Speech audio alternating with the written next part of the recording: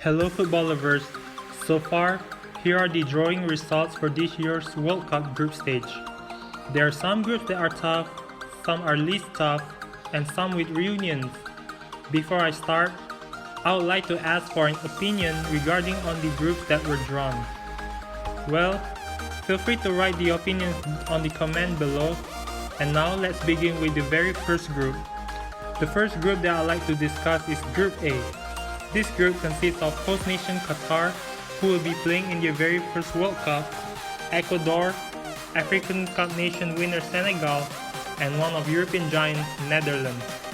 The opening game will be the match between Senegal and Netherlands, where it will be the game between two Liverpool teammates Sadio Mane and Virgil van Dijk, or the clash between one of the great defenders and one of Liverpool's best attackers. Following their African Cup nation and World Cup qualification outstanding performance, Senegal, or known as the Lions of Teranga, are likely to put another goal-scoring threat in this group. Netherlands, on the other hand, has finally returned to the World Cup following their 2018 World Cup failure, as Louis van Gaal's return to the national team has awakened the Flying Dutchmen to play their very best again. On the other hand, this will be the first time Ecuador playing against Qatar and Netherlands in the World Cup.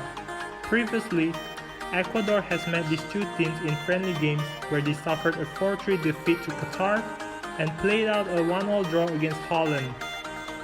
How far will Qatar go in their very first World Cup? Is Senegal likely to be the potential dark horse in this World Cup once again since 2002? Or will Van Gaal lead the Flying Dutchman to the World Cup semi-final once again since 2014? Next, I would like to talk about Group B. This group consists of England, the United States, the Islamic Republic of Iran, and awaiting for either Ukraine, Scotland, or Wales to feature later in the World Cup. There are few significant points that I would like to give out from this group. And first, I would like to discuss about England versus USA, or the battle between football and soccer.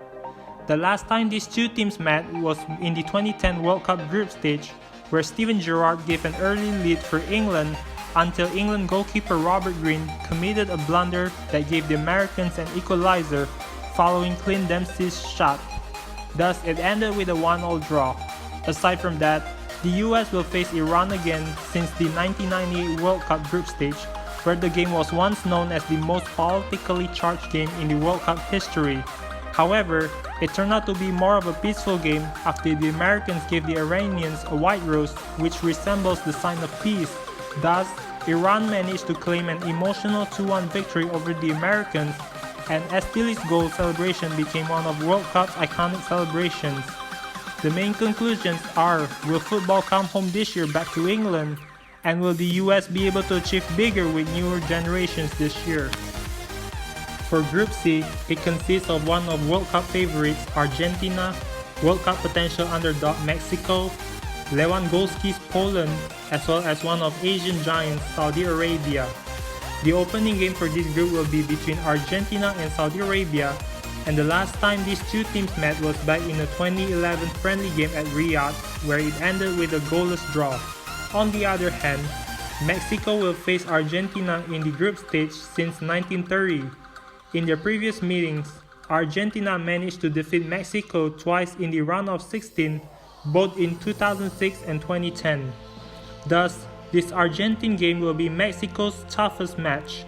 Aside from Mexico, Argentina will also face Poland, where it will be another rivalry between Messi, 7-time Ballon d'Or winner, and Lewandowski, a Ballon d'Or nominee who hasn't won a single yet.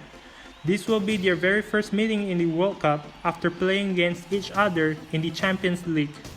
Now, in Group D, it consists of France, Denmark, Tunisia, and awaiting for either United Arab Emirates, Australia, or Peru. This looks more like a 2018 World Cup Group C reunion, where France will play against Denmark again, and will meet either Australia or Peru again depending on the playoff result. On the other hand, Tunisia will play against France and Denmark for the first time in the World Cup.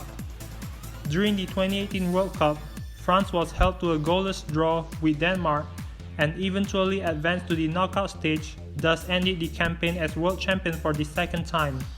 However, traveling back to the 2002 World Cup, France suffered an early group exit following their 2-0 defeat to Denmark while being world champion, and until today, this series of events is widely known as the Champions Curse, where the team will be eliminated in the group stage after winning the World Cup 4 years ago.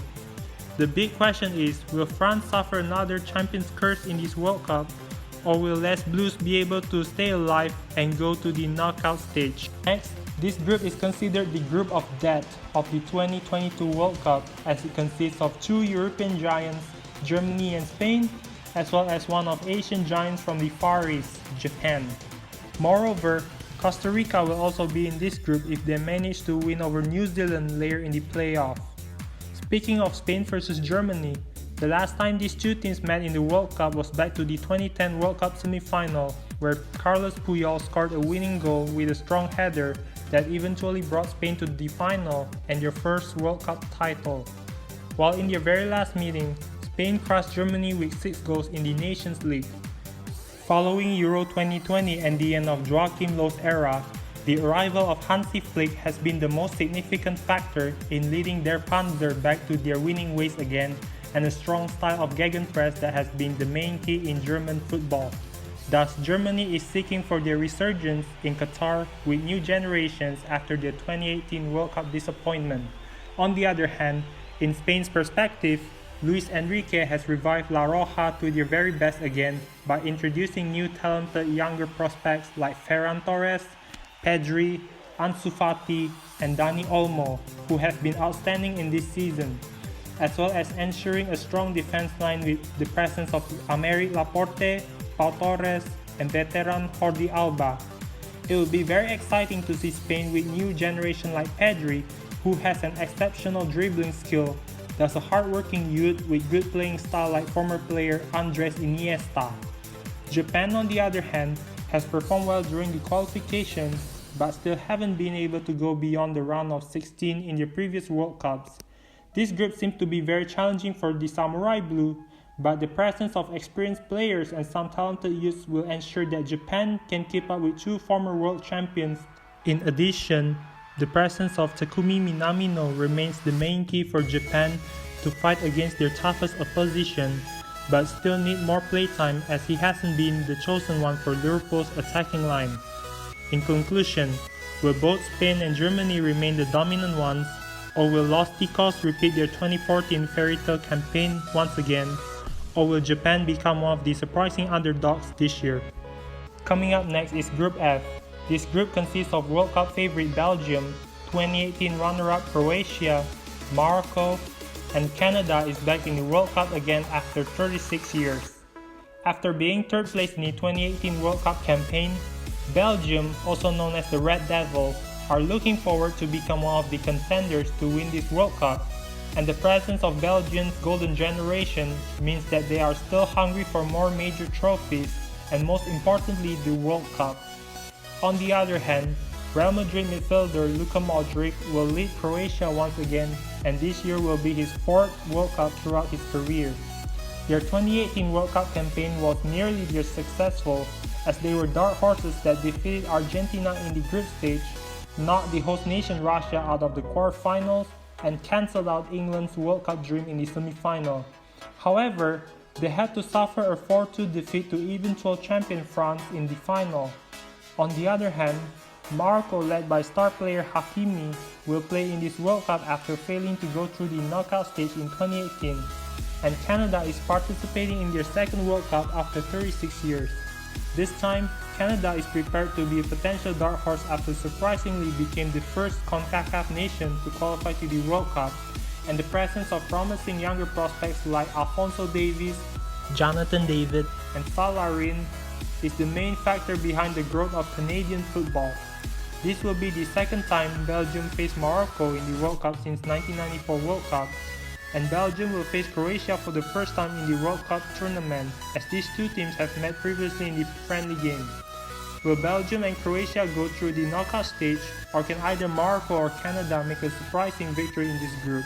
For Group G, Brazil, Switzerland, and Serbia meet each other again after 4 years, and this looks more like 2018 World Cup Group E reunion, but with the return of Cameroon after missing out the 2018 World Cup campaign previously.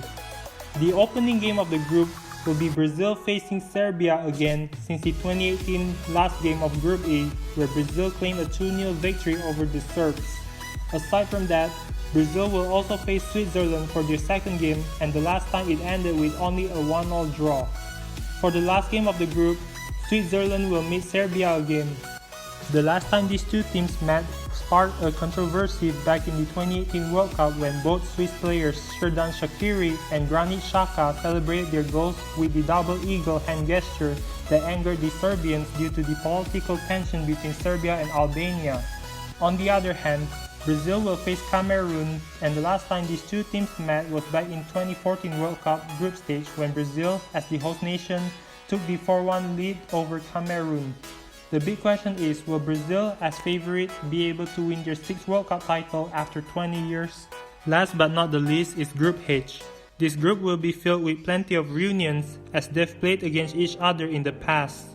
Portugal will face Ghana since 2014 World Cup group stage when Portugal was able to claim a 2-1 victory but unable to guarantee a place in the knockout stage.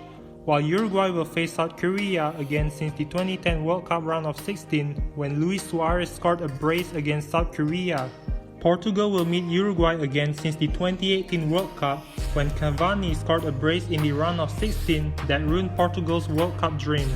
This time will be slightly different as Cristiano Ronaldo and Edinson Cavani are now teammates in Manchester United but will have to face against each other later on November. Aside from South Korea and Portugal, Uruguay will face Ghana in a potential 2010 rematch once again. During the 2010 World Cup quarterfinals, Luis Suarez committed a handball that led to the Ghanaians being awarded a penalty at extra time, thus was sent off immediately. However, it came to a shocking moment when Asamoah Gyan missed the penalty. Afterwards, Uruguay went on to the semi-final following their penalty shootout victory over Ghana. According to the media, Luis Suarez's handball was dubbed as the hand of God for the Uruguayans, while being the worst nightmare among the Ghanaians. This is the main reason why the Black Stars are seeking for a swift revenge over Luis Suarez and La Celeste this year.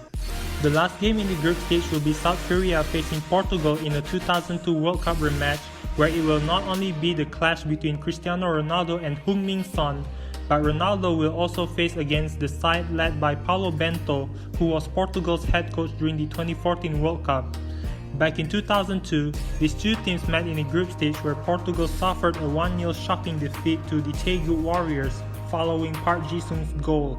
Afterwards, South Korea would perform another surprising victory over Italy and Spain in the knockout stage until they were 4th place before the tournament ended. After looking at the group stage, which nation will be able to taste the World Cup glory this year?